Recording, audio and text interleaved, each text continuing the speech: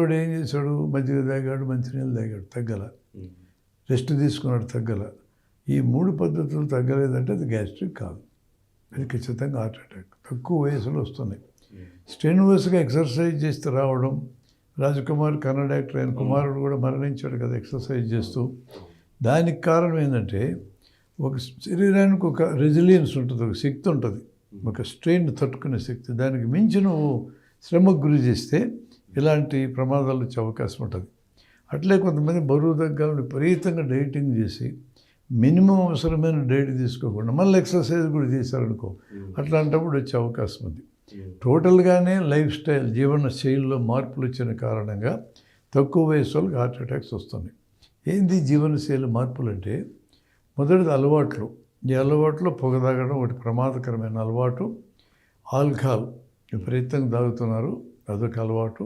మందులు, మత్తు మందులు లాంటివి, ఈ 3 అలవాట్లలో వస్తాయి. శరీరానికి వ్యాయామం లేదు, తగ్గిపోయింది.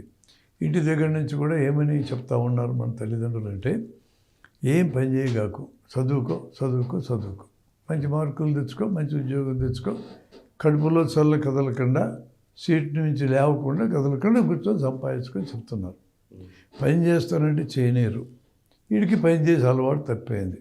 మన పని మనం చేసుకోవడానికి కూడా సిద్ధపడరు. శరీరానికి పని లేకపోతే శరీరం ఆరోగ్యంగా ఉండదు, బుర్రగా పని లేకపోతే బుర్ర ఆరోగ్యంగా ఉండదు. ఫండమెంటల్ అది.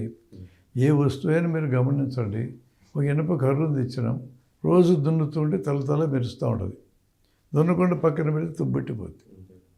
ఎక్కువ వాడినా అరిగిపోతుంది, తక్కువ వాడితే తుబ్బడుతుంది. శరీరం కూడా మన కీళ్ళైనా మన అవయవాలైనా ఆప్టిమల్ యూజ్ దగ్గర ఉండాలి, అవసరమైనంత మితమైన యూజ్లో ఉండాలి. ఎక్కువ వాడితే అరిగిపోతాయి, తక్కువ వాడితే దెబ్బతింటాయి.